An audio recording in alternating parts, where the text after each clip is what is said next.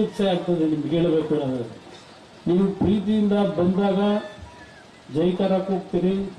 ನಮ್ಮ ಯುವಕ ಸ್ನೇಹಿತರುಗಳು ನಮ್ಮನ್ನ ಪ್ರೀತಿಯಿಂದ ಕುಮಾರಣ್ಣ ಬಂದ ಅಂತ ನೀವು ಕೂಗ್ತೀರಿ. ನನ್ನ ತಾಯಂದಿರು ಸಹೋದರರು, ನೀವು ಒಂದು ಪ್ರೀತಿಯಿಂದ ನಮ್ಮ ಮಗ ಬಂದ ಅಂತಕ್ಕಂಥ ಒಂದು ಭಾವನೆಯಿಂದ ನಿಮ್ಮ ಹೃದಯದಲ್ಲಿ ನನ್ನನ್ನು ಏನೊಂದು ಬೆಚ್ಕೊಂಡಿದ್ದೀರಿ. ನಾನು ಒಂದು ಕಡೆ ನಾನು ಯಾತಕ್ಕೆ ಆಕಸ್ಮಿಕವಾಗಿ ರಾಜಕೀಯಕ್ಕೆ ಬಂದೆ ಅಂತಕ್ಕಂಥದ್ದು ನನಗೂ ಗೊತ್ತಿಲ್ಲ. ಏನೋ ದೇವರು ನನ್ನನ್ನು ಆಕಸ್ಮಿಕವಾಗಿ ರಾಜಕೀಯಕ್ಕೆ ತಂದು ಈ ಸಮಾಜ ಏನಿದೆ ಅನ್ನೋದನ್ನು ಪ್ರತಿನಿತ್ಯ ಕಣ್ಣಾರೆ ನೋಡ್ತೀನಿ. ನನಗೆ ಈ ಭಗವಂತ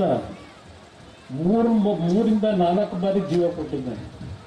ಪ್ರತಿಯೊಬ್ಬರಿಗೆ ಹುಟ್ಟೋದು ಒಂದು ಬಾರಿ ಆದರೆ ಈ ಭಗವಂತ ನನ್ನ 4 ರಿಂದ 5 ಬಾರಿ ಜನ್ಮ ತಾಳ್ತಕ್ಕಂಥ ರೀತಿಯ ವಾತಾವರಣದಲ್ಲಿ ಬೆಳೆಸಿದ್ದಾನೆ. ಅದು ಯಾತಕ್ಕೆ ನನ್ನನ್ನು ಉಳಿಸಿದ್ದಾರೆ ಅನ್ನೋದು ಯೋಚನೆ ಮಾಡ್ತೀನಿ. ಇವತ್ತು ನಾನು ನಿಮ್ಮಲ್ಲಿ ಹೇಳ್ತಕ್ಕಂಥದ್ದು ಇವತ್ತಿನ ಒಂದು ಪರಿಸ್ಥಿತಿಯಲ್ಲಿ ಇವತ್ತು ಇಲ್ಲಿ